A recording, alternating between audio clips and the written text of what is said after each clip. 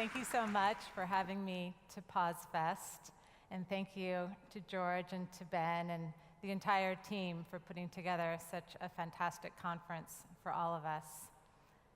My name is Monica Laurence, and I'm quite sure that you've actually never heard my name before, which makes it rather ironic that I'm going to spend the next 15 minutes chatting with you about legacy.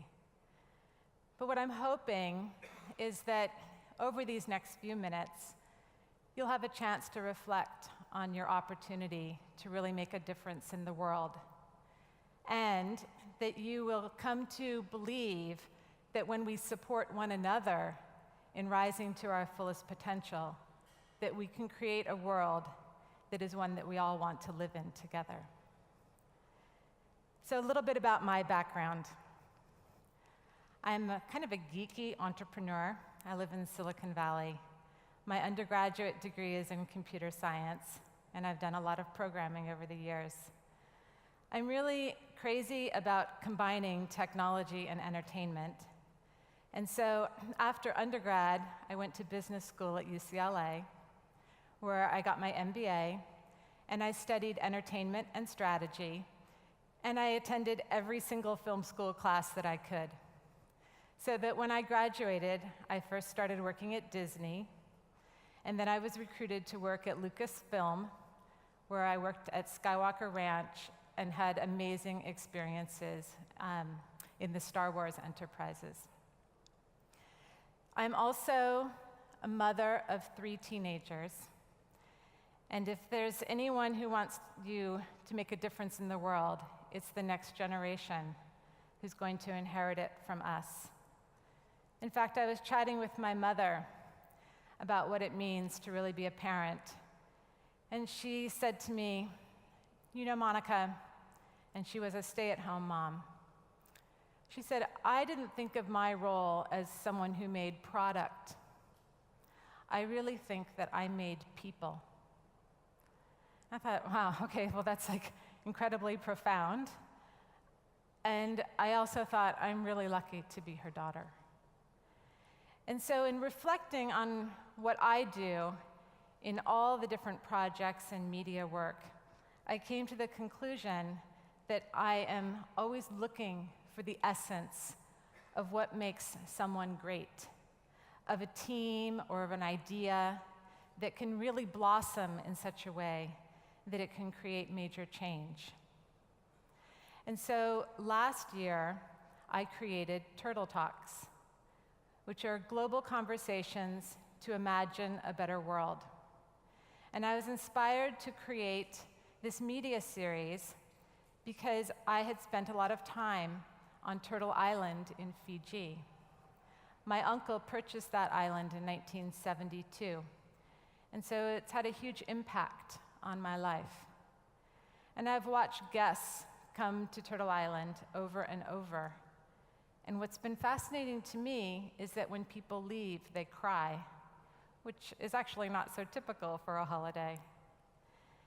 And what I came to understand is that when people go there, they feel that they've come home. And that's a very special quality. And so my objective in creating Turtle Talks was to kind of harness that energy and share it with the world. So I'll give you a little taste of what Turtle Talks is all about. In the island nation of Fiji lies a small group of islands called the Isawas. Here you will find Turtle Island, a magical private island connected to the world by the pristine seas surrounding it. It is an idyllic paradise of inspiring natural beauty, serene tranquility, and joy. A place where friendships are formed and ideas are born. When you're here, it's easy to envision how the world should be. So Turtle Island wondered, what would happen if leading thinkers and doers were invited to discuss solutions to the biggest problems facing people and planet? Introducing Turtle Talks. Each talk begins with a simple premise of the inevitable, that one day humanity will advance to solve our greatest problems. We believe it is simply a question of how fast we get there. The first talk tells the story of a 100% clean energy future. How we stop harvesting from the Earth's limited and increasingly depleted resources, and how we create a reality of abundant, clean energy that reflects the beauty of our planet. We will one day live in a world where it is inconceivable that we live any other way. Join us on Turtle Island to imagine the world as it should be. Turtle Talks. When we have guests on Turtle Talks, which consists of videos like the one you've just seen and podcasts, there's a question that I love to ask every single person who joins us, and that is, what is your legacy? And I ask that question because I want each and every person to believe that they're worthy, that they have a purpose, and that that question actually pertains to them. So let's give a little thought to what legacy is all about. According to the dictionary, legacy is what you leave for future generations. I like that definition. I think that whatever we can leave for future generations can only be positive. But I think that maybe I could expand on that definition a little bit. Because at the end of your life, the opinion whose matters the most is your own. How you lived the way you wanted to best live. And so, while it's important to think about how other people might perceive you, really how you perceive yourself is the most important at the end of the day. The other thing about legacy that I've observed is that we don't really like to think about it. Maybe it makes us face our mortality. I believe it actually makes us face the fact that we could be great, and that makes us uncomfortable in some way. So what are some of the stories that we tell ourselves regarding legacy so that we don't really have to look at it? Well, the first, legacy belongs to important people. Yeah, I don't need to really think about legacy. That's for people who are major leaders in business, world leaders, religious icons. It certainly doesn't pertain to me. And this is a particularly insidious story because what we're telling ourselves is that we don't matter. And nothing could be further from the truth because in every moment, each and every one of us matters. Another story. Well, when I'm perfect, then I'll think about legacy. Believe me, I'm one of the first people to sign up for that next seminar, to seek out a little therapy, to read that self-help book, to make sure I go to the gym, set the goals, whatever it is. But the reality is that we'll never be perfect. That's being human. And so if we're going to put off thinking about our legacy until we're perfect, we'll be putting it off forever. I've come to a different view about life, which is what I would call the wabi-sabi view of life. And wabi-sabi is an art form that you might be familiar with, where it finds beauty in imperfection. So when you see the patina on something that has age, or a crack in a ceramic bowl that a child dropped, and you see the history and the story in that object, that's wabi-sabi. And I think that our lives are that way, that our lives are purposefully imperfect. And in fact, by being imperfect and admitting that, we become more accessible to other people. It's our imperfection and our vulnerability that allows us to connect with those around us. And so the very imperfection that we try to discard is what truly elevates us. Another story that we tell ourselves is that legacy is for people who are driven by ego. Ego is a tricky thing, so this one is a little difficult to unpack. But what we tend to do here is we look at people who are excelling and we gossip among ourselves and tell stories about their success. So we say, well, he was brilliant in business, but terrible relationships. Or She was brilliant, but had terrible relationships with her employees. And we do that really because we're jealous. And a friend of mine offered me a definition of jealousy recently that I thought really hit this point. And she said, Monica, jealousy is when we see our own unfulfilled potential in someone else. And I'm like, okay, yeah, I identify with that. I can buy into it. The other part of this story, when we look at people and tell those stories about them, is that we're saying, in order to be successful, you have to give up too much. If you're going to be successful, then you can't be a nice person, or you're not giving back to the world.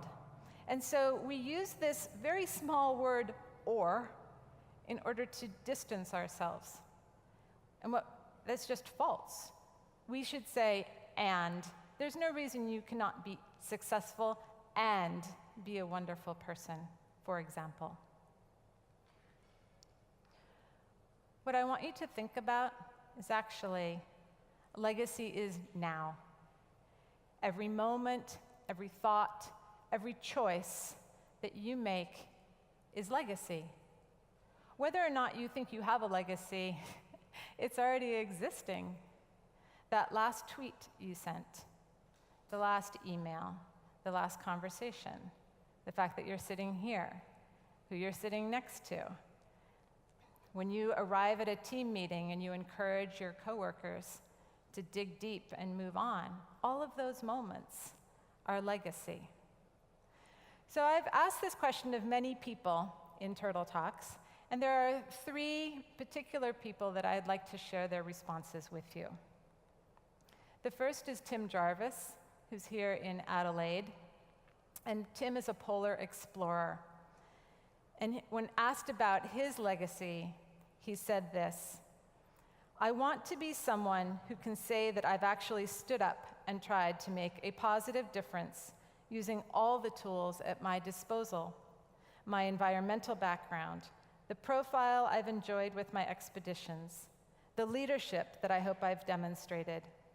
I just couldn't live with myself if I felt I just sat idly by and enjoyed the fruits of this wonderful world that we live in and not try to make a positive difference. So what Tim's really sharing here is that when you find a cause that you believe in, when you become purpose-driven, it can help you kind of get over yourself and actually move forward into a place of power. Roz Savage, fascinating woman, is out of London. She was a very successful management consultant. When she went to one of these self-help training groups, and the objective was to write an obituary, a version of the obituary today, and a version that she would love to see of her life in the future. And after writing that obituary, she could no longer live her current life. She had to live the version that she created in that exercise.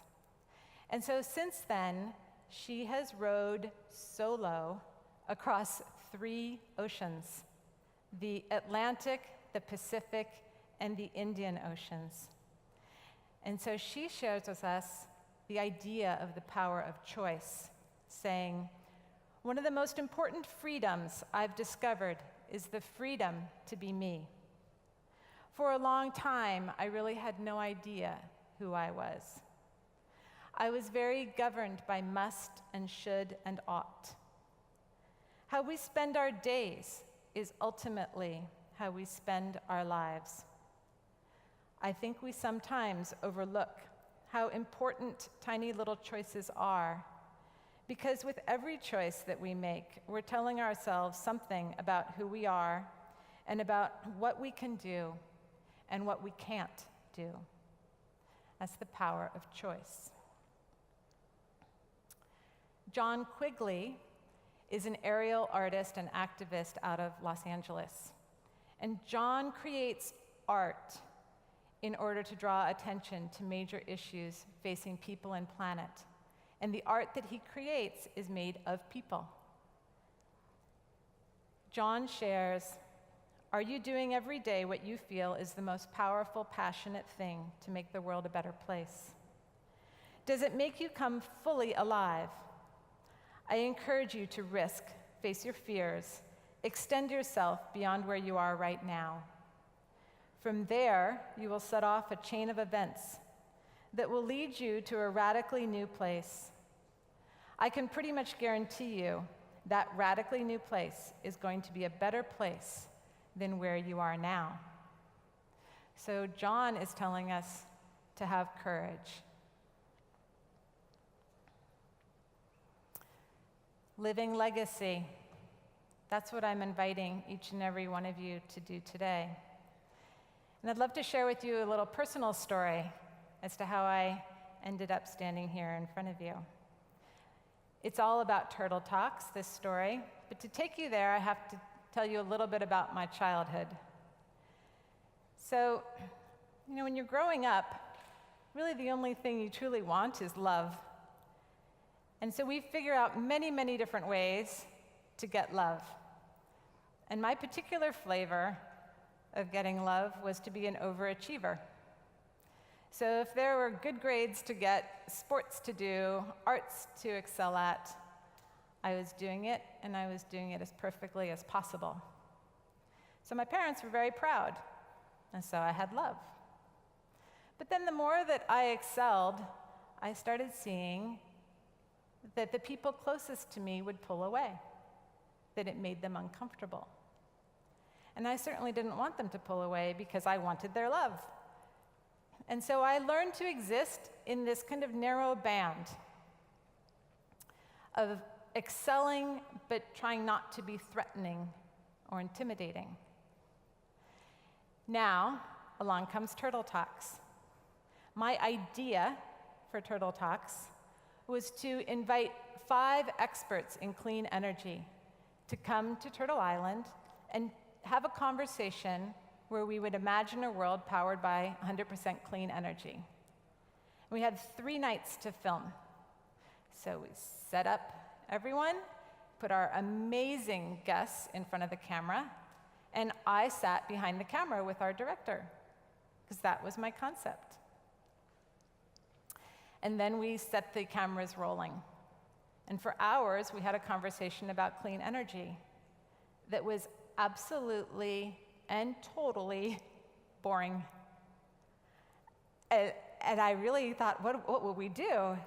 So we broke the set, and that night, Jonathan, who's an amazing human and our director on Turtle Talks, turned to me and he said, "Monica, you have to get in front of that camera."